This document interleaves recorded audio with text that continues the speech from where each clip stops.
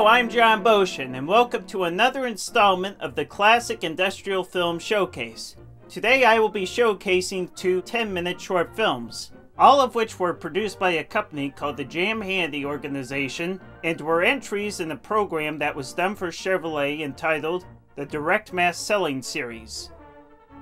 One of my favorite filmmaking techniques is the concept of using black and white to color and color to black and white as a way to help tell your story or emphasize your subject matter. This process was frequently done during the 1920s, the 1930s, and the 1940s as a way to help tell a story or emphasize a specific detail.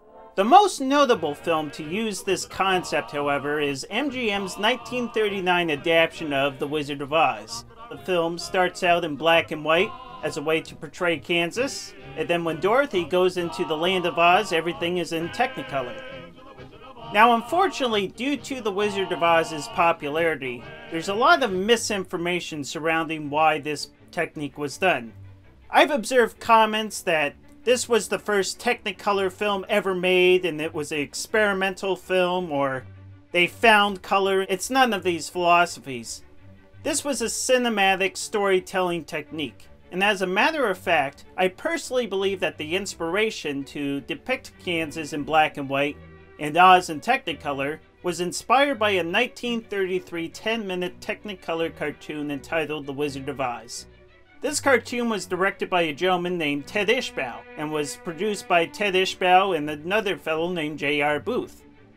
The film opens up depicting Kansas in black and white.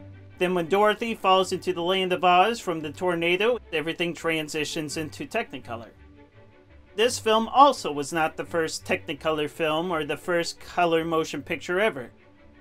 This 3-strip Technicolor process, which is used in the Wizard of Oz films, was first used in the 1932 Disney cartoon entitled Flowers and Trees. It was an entry in the very popular Disney Silly Symphony series. The Technicolor Motion Picture Corporation was founded in Boston, Massachusetts around 1915 by W. Burton Westcott, Herbert Kalmus, and Daniel Frost Comstock. Prior to 1932, Technicolor manufactured a 2-color film process. Colors were created based on hues of red and green. Technicolor was just one of many color companies during the 1910s and the 1920s that were all developing color processes, mainly 2-color processes for use in motion pictures. Films were shot entirely in color, or they were black and white films with color sequences. Using the black and white to color technique was very common with the early musicals of the late 1920s, early 1930s. As the majority of the motion picture would be shot in black and white, and selected musical numbers would be shot in color. 2-color processes, however, were not overly popular with the general public. If anything, they were regarded as sort of a gimmick, kind of the way 3D movies are today. This inspired the Technicolor Corporation to come up with their 3-strip Technicolor process. And the reason why it's referred to as 3-strip Technicolor is because the color was generated by utilizing 3 strips of black and white film. Now, as I stated, the first 3-strip Technicolor film was a 1932 Disney cartoon entitled Flowers and Trees. This film was well received by the general public and also by the Technicolor Corporation. As a way to reward Disney for experimenting with the 3-strip color process, Technicolor awarded Walt Disney with a special contract to have exclusive rights to the process for the use in animated cartoons. The deal ended around 1935, and it prompted other cartoon studios to utilize the 3-strip Technicolor process. The first live-action film to be made in 3-strip Technicolor was a 1934 short subject entitled La Cucaracha. This film was produced by a newly formed company entitled Pioneer Pictures and was distributed by RKO Radio Pictures. A year later, Pioneer Pictures produced the first live-action feature film in 3-strip Technicolor entitled Becky Sharp. This film also was distributed by RKO Radio Pictures. After this feature film was made, all of the major motion picture studios began making motion pictures utilizing the 3-strip Technicolor process, both feature films and short subjects. The most popular use for the color process was in the form of animated cartoons. One particular company who took an interest in using the 3-strip Technicolor process was the Jam Handy organization. By this time, the company had become the lead producer in America of industrial films, advertisement films, and film strips. In addition, the company, which was spread about around East Grand Boulevard in Detroit, Michigan, had become the largest motion picture production company to be located in the United States outside of both New York City and Los Angeles, California.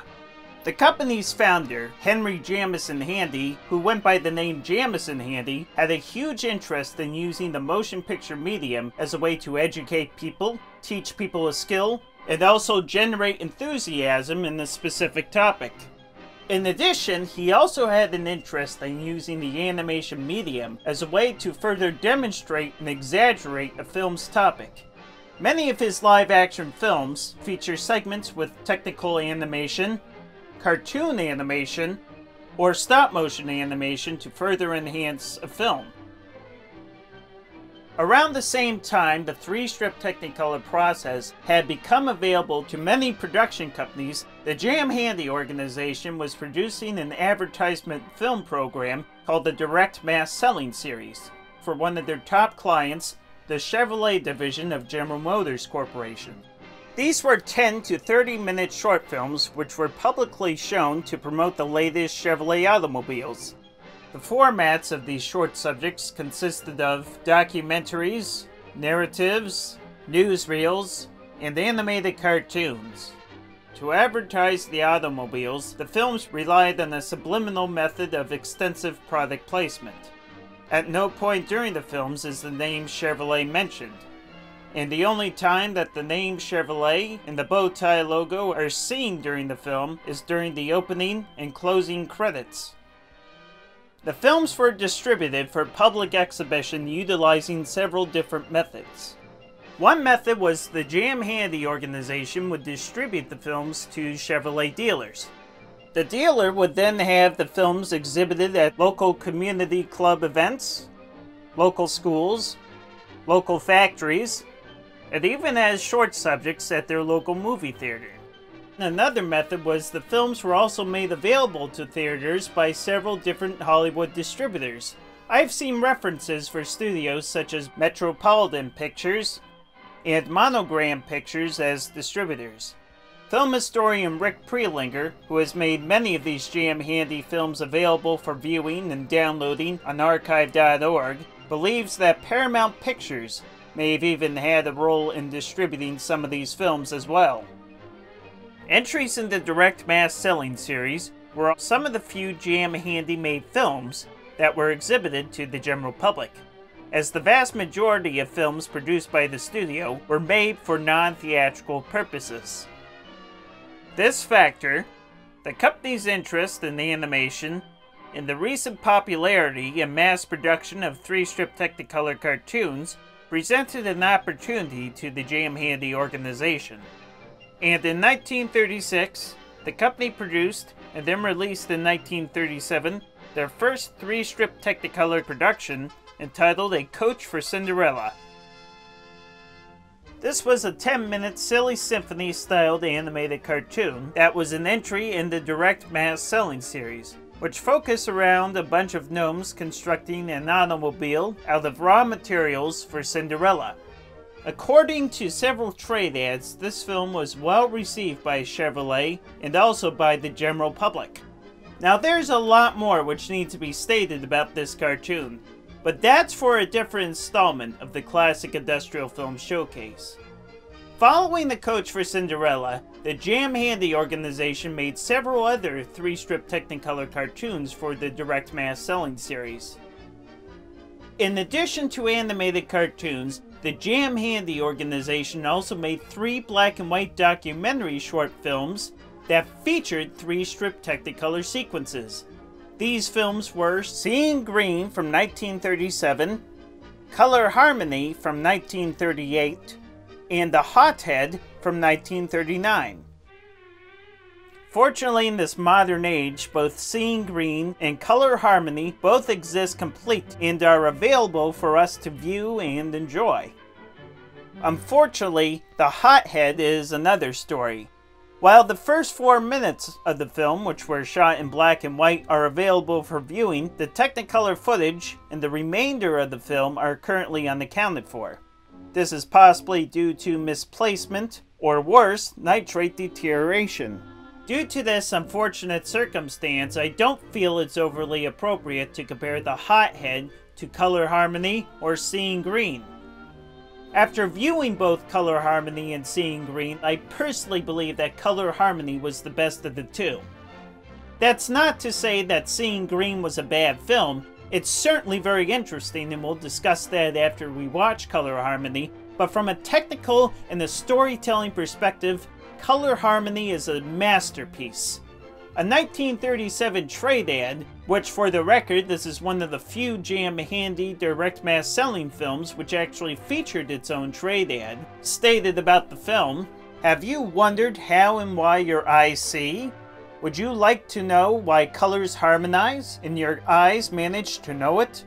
The amazing new talking picture, Color Harmony, will give you the scientific answers to all such questions and a definite conception of color vision.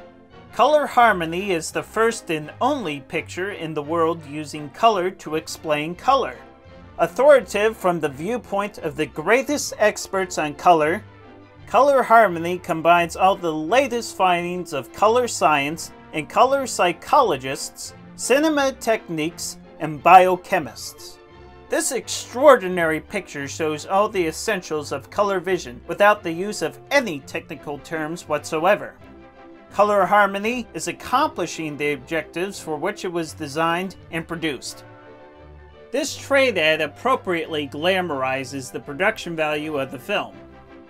To be brief though in synopsis of the picture, the film opens up in black and white, and through the use of live-action cinematography, technical animation, and other clever special effects, demonstrates to viewers the basic principles of the eye.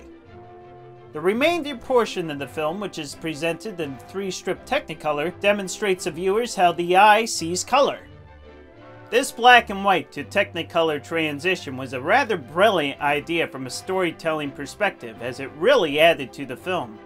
In addition, it also was a brilliant idea from a budgeting perspective, as it allowed the studio to save money making the film.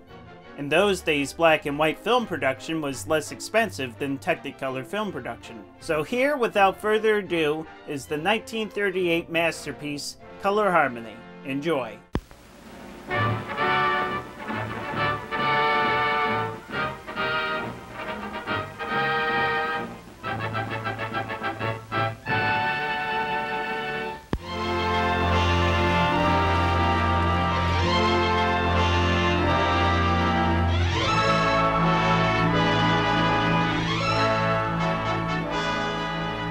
Every trip a fish takes is an airplane ride over mountains and lakes.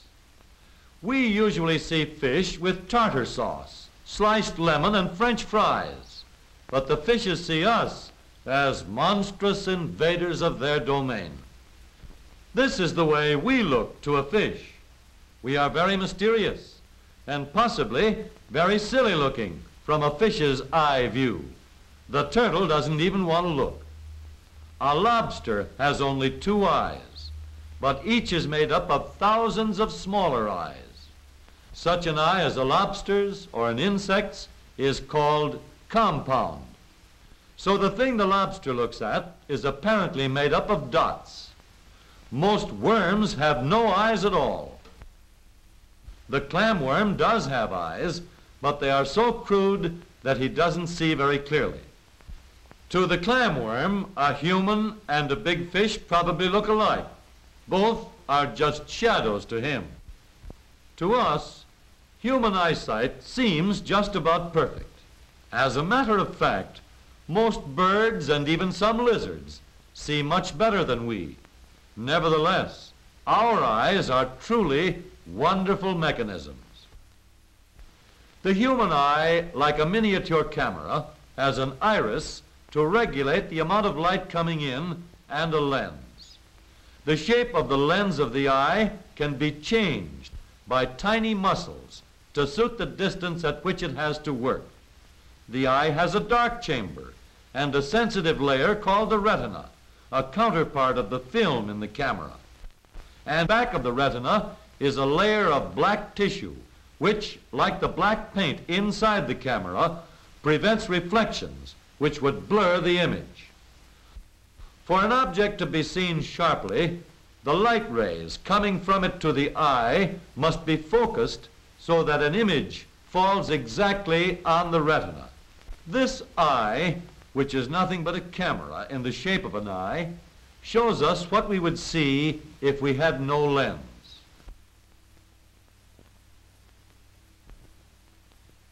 Rays from the object are so mixed and confused that we see nothing but a blur of changing light.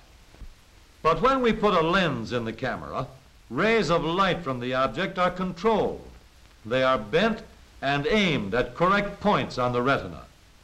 That is why we have a lens and cornea on the eye to bend or refract the rays. From each point on an object, the light is reflected in all directions. All the rays of this reflected light, which are aimed toward the aperture of the eye, are bent by the cornea and lens so that they come to a single point inside the eye. This is what we mean by focusing. From every other point on the object, the light is focused at a corresponding point inside the eye. In this way, a clear image of the object is built up. Because the rays cross, the image is upside down. The muscles attached to the rim of the lens regulate the curvature of the lens surface so that the image falls on the retina and is seen sharply. The retina consists largely of nerve fibers. On its back surface are the so-called visual cells, the rod visual cells and the cone visual cells. A light ray which strikes the transparent retina passes through it to the outer parts of the visual cells. Chemical changes caused by the light start a nervous current back through the retina along its inner surface and out through the optic nerve to the brain. Here, a sensation of light is aroused.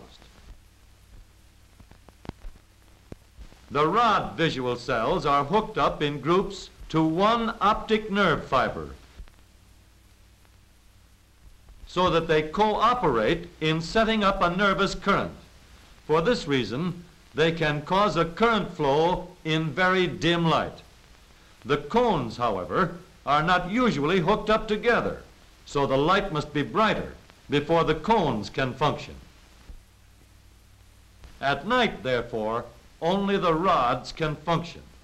But because a whole patch of rods is connected with each brain cell, each point is registered as a blur, and things are not seen sharply. When the light is brighter, the cones come into play.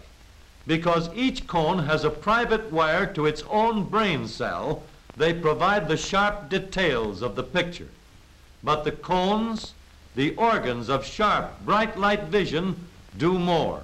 They give us the fascinating world of color.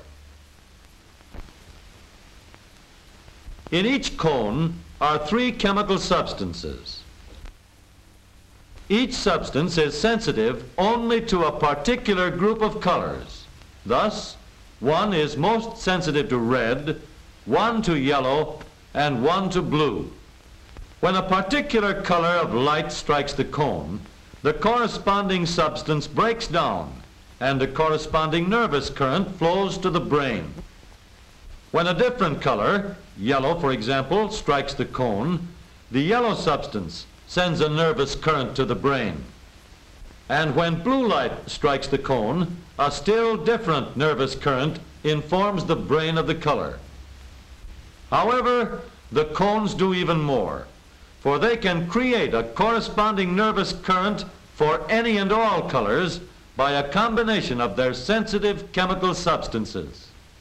When all 3 substances are broken down at the same time, we get a combination of all three colors, which we see as white light. White light affects all three of the substances because white light contains all the colors. If we pass a beam of light through a prism, the colors are sorted out from each other and a spectrum is formed. Now, if we reflect the red end of the spectrum onto a screen by means of a mirror, then reflect the yellow portion, we can mix these two colors.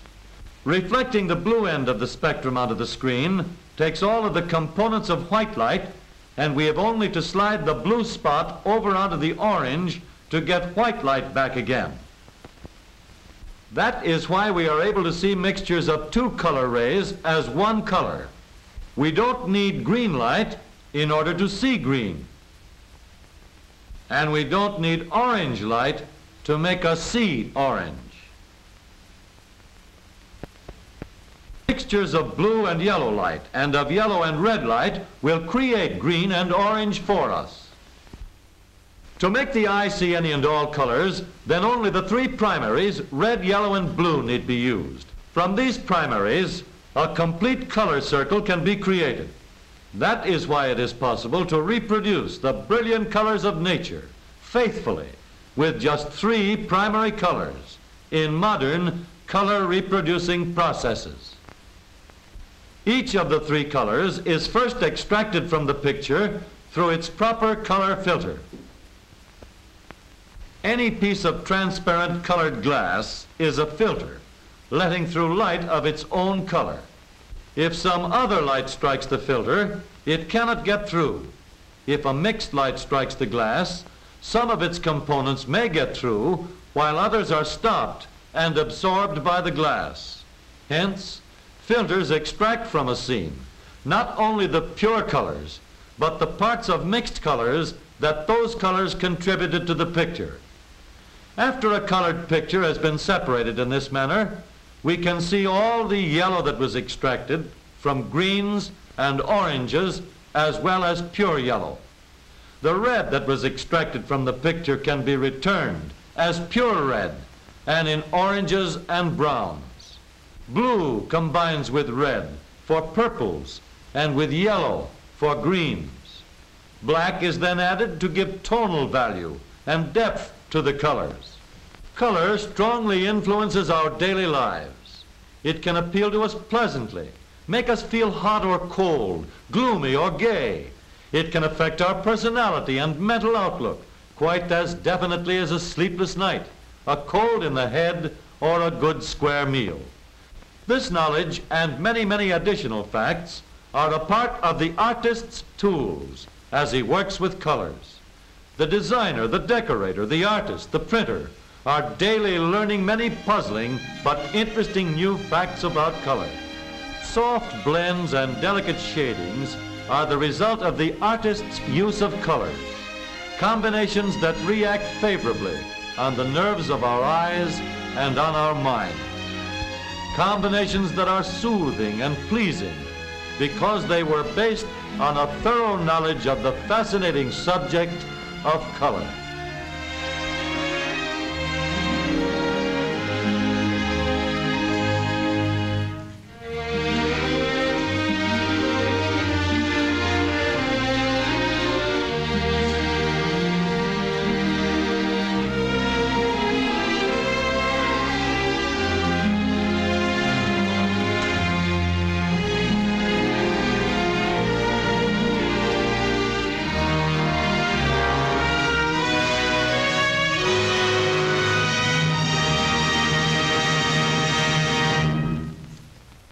Color Harmony is without a doubt my favorite documentary entry that Jam Handy did in the Direct Mass Selling series.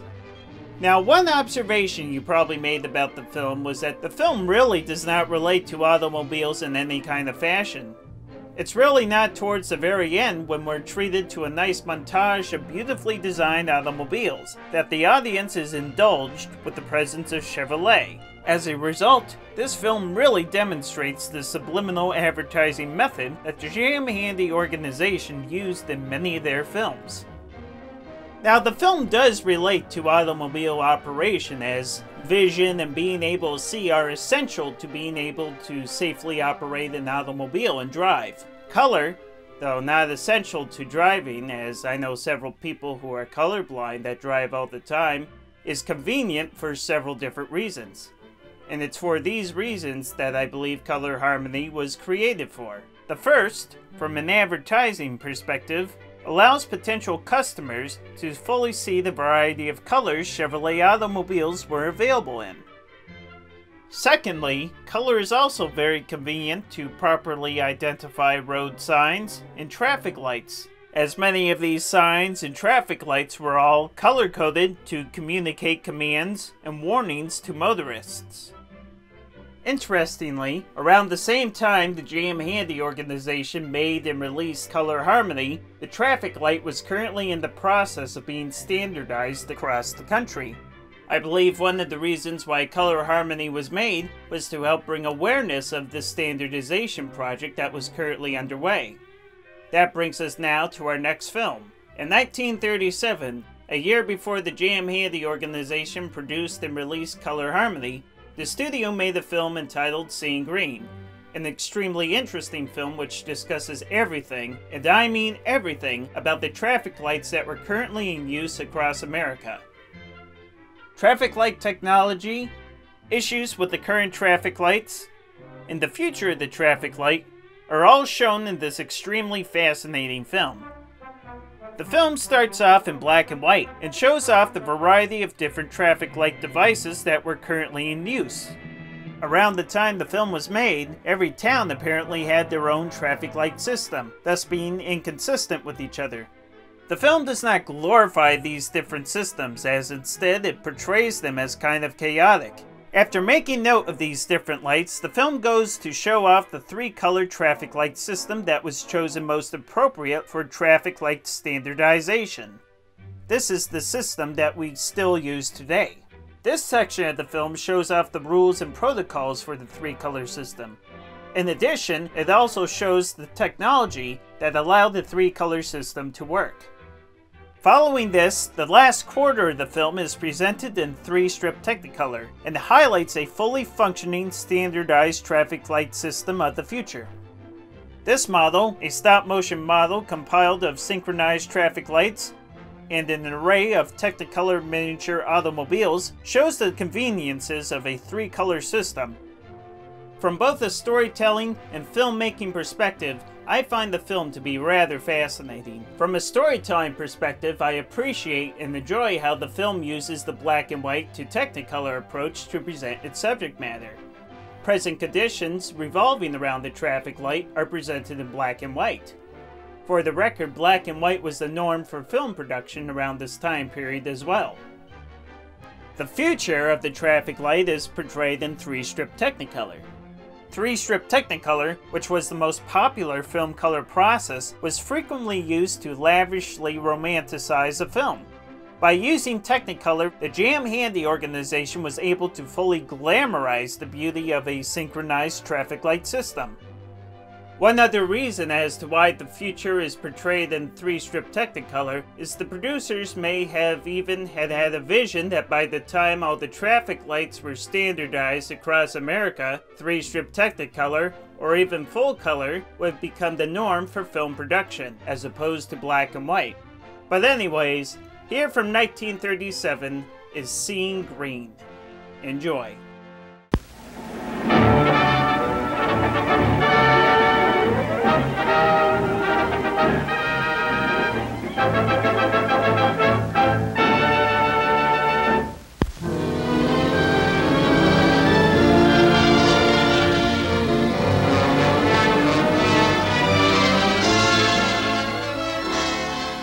Whether you're in the air, on land, or sea, there are devices to protect the safety of the traveler. Speed with safety is the tempo of all modern transportation. Flashing beacons guide airplanes from port to port. On the water, the lighthouse guides ships safely to their harbors. On land, trains thunder over steel rails, safely guided by signal lights. All over the world, control of traffic with safety is of first importance wherever people travel from one place to another. In Asia, Europe, Africa, and the Far East, it makes no difference whether the traffic is fast or slow, heavy or light. Traffic is directed to guide vehicles safely along the way. Though languages may differ and customs change when boundary lines are crossed, traffic signals mean stop and go in any language. And in America today, though great highways stretch across the country, the motorist is never away from traffic control. Sooner or later, he comes to a city with its crowded streets, where traffic police are the finest in the world, and traffic moves under positive, safe control. Streets in the United States are crowded with fast-moving automobiles. Practically every city and town today, the motorist finds traffic lights to aid him on his way. Pedestrians and drivers alike owe the automatic traffic signal a vote of thanks. When they use it well and treat it right, they are saving time and making it possible for everybody to get on faster and move along in traffic with less wear and tear. With safety first and always in their minds, the traffic bureaus throughout the country everywhere have given motorists the guidance of signal lights to tell them when to stop and tell them when to go in safety. There are many types of signal lights used in traffic control today. Some towns use lights with only 2 colors, while other towns use 3 colors, and still others have traffic control built around a 4-color system. In some cities, the lights are so arranged that drivers must stop on the amber light. In other towns, drivers may go on amber and green. In still other communities, the amber light alone appears on both sides at the same time. Some cities have lights which are augmented by semaphores, while in other cities, the lights look like little houses hanging from wires. Even now, traffic engineers are working with safety councils toward a national standardization of the traffic signal system. And there is every prospect that as soon as it is feasible, motorists will travel from border to border and from coast to coast and meet the same old friend with the same clear message all the way. Traffic lights play no favorites. The traffic signal puts you level with the world and keeps you even with safety regardless of what car you drive. And although the perfected hydraulic brakes on modern motor cars will bring the car to a smooth, quick stop, racing lights is hard on the tires as well as on the nerves. Automatic traffic signals wait for no driver. Today's car is fast on the getaway, but the safe driver doesn't race, doesn't try to beat the signal, and the careful driver never rides the amber. All automatic traffic signals have minds of their own. Let's open up this little iron box near the bottom. This is the traffic signal's brain. It controls the 3 colors, red, amber, and green. Let's simplify it to see how it works. First, there's an electric motor which operates on current from an ordinary electric power line. The motor drives a train of gears which reduces the speed and slowly turns a shaft. This shaft carries some little wheels called cams. These cams are the thinking mechanism of the traffic light's brain. Let's look at one of the cams to see how it controls the light. As the cam turns, it touches a small metal contact strip. This completes an electrical circuit, and the stoplight goes on. As the cam turns around, it moves away from the contact strip. No more electricity can flow through the circuit, and the light goes out. At the same instant, another cam on the same shaft is just touching another contact strip. And the go light turns on. The cams are arranged so that the stop and go lights alternate or change directions each time the shaft goes around. The controls for all the lights on the signal box work on the same principle. When the red light is on for, say, the main street, the green light is on for the side street and the amber light is off. Before the lights change, the amber light comes on for both the side street and the main street. Then the side street green and amber lights go off and the red light goes on. The main street red light goes off to be replaced by the good old green light. This is all very simple, but the next thing is to give different traffic lights different timing to take care of different traffic requirements. Once set up, traffic lights run on schedule. These schedules are the result of careful planning by experts who study traffic conditions at the location of each signal light. For example, if north-south traffic is much heavier than east-west traffic, the schedule is arranged to give more green light time to the heavier north-south traffic. The scheduling of groups of lights is a bit more complicated. Let's examine the methods of controlling groups of signal lights. One method is to time all the lights to operate together. First, all north-south cars move while east-west traffic halts in the entire section. Then, as the lights change, east-west traffic is given right of way.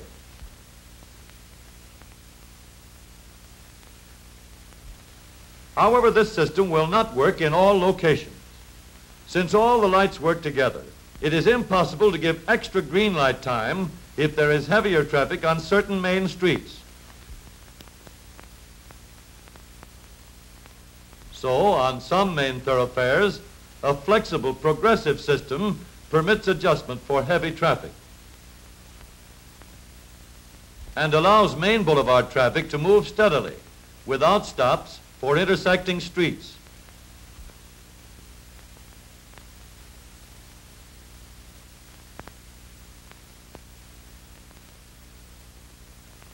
In order to get the greatest advantage from the lights, the driver must time his speed to the schedule of the lights. The driver who tries to go too fast has to stop at each intersection to wait for the light to change. The green lights won't hurry for anyone.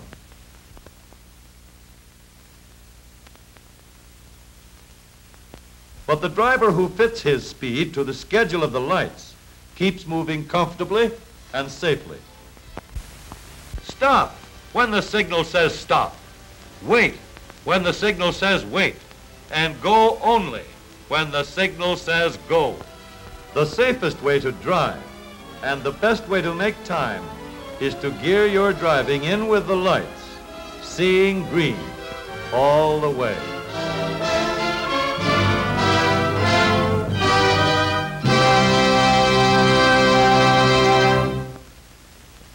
Now that seeing green has ended and has officially come to a stop, I guess it's appropriate to say that we're seeing red.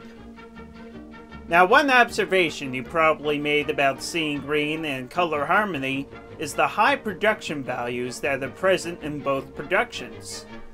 The production value of both films, like the vast majority of the Jam Handy organization's documentary films that were created for both public and non-public exhibition, was very high.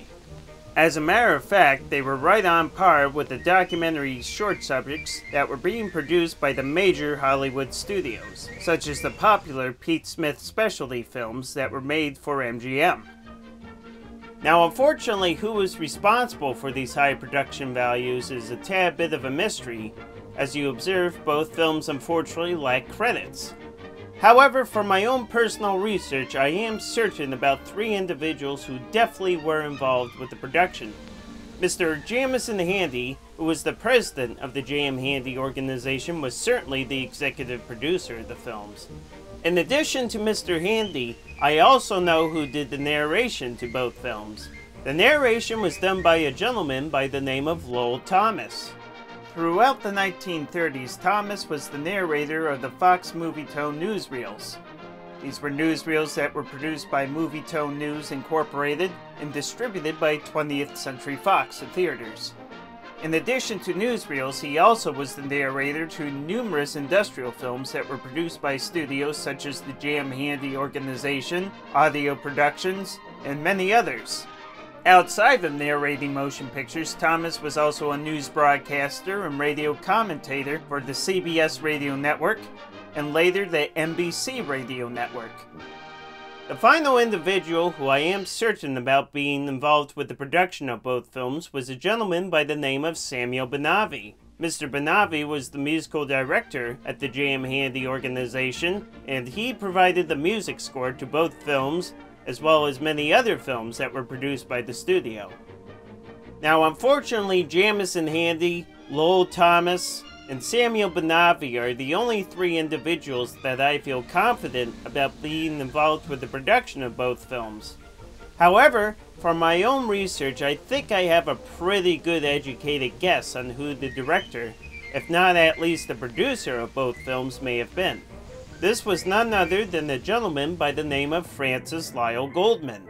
Goldman joined Jam Handy in 1935. Prior to his arrival at the studio, he was working for another company called Audio Productions, another film company which specialized in the production of industrial films. At Audio, Goldman made a number of wonderful films. Two of my personal favorites are The Rhapsody in Steel from 1933 and The Honeymoon V8 from 1934. What's interesting is when Goldman joined Jam Handy in 1935, there was a dramatic increase in the production value at the studio. Many of the films that were made by Jam Handy, especially those in the direct mass selling series, are very similar to many of the films that Goldman made for Audio Productions. Following Seeing Green and Color Harmony, the talented staff at the Jam Handy Organization produced one other direct mass selling film which utilized this black and white to Technicolor technique. This film was The Hothead from 1939. Unfortunately, however, as I stated earlier in the program, while the black and white portions of the film exist, the other half of the film, which was shot in Technicolor, is currently missing. The black and white footage indicates that the subject of this film was the glorification of fire. However, the direction the film chooses to go is a bit of a mystery. I will say, after seeing how the Jam Handy Organization created some beautifully elaborate Technicolor sequences for Seeing Green and Color Harmony, one can only begin to wonder what the Technicolor sequence was like for this film. Sadly, this film, The Hothead, has become another example of why it's important to preserve our motion picture heritage. Outside of the Chevrolet Direct Mass Selling series, the studio used Technicolor for a few other projects. These projects consisted of other black and white short subjects with Technicolor sequences, minute movies, which were 1 to 2 minute advertisement films that were exhibited in movie theaters, and educational film strips, which were non-motion picture films, which are basically the precursor to today's Microsoft PowerPoints and Apple Keynote presentations. It wouldn't be until 1939, however, when the Jam Handy Organization would make their first live-action industrial film shot entirely in 3-strip Technicolor. This film, Refreshment Through the Years, was a special documentary film that was sponsored and made for the Coca-Cola company. It was one of the feature attractions at their exhibition at the 1939 New York World's Fair. This film is without a doubt one of Jam Handy's greatest films made prior to World War II, as the film features beautiful cinematography, creative editing, and also a nostalgic feast for the eyes, all in eye-dripping Technicolor. So thank you very much for joining me on this edition of Jon Boschen's Classic Industrial Film Showcase. Until we meet again on our next episode, have a good one.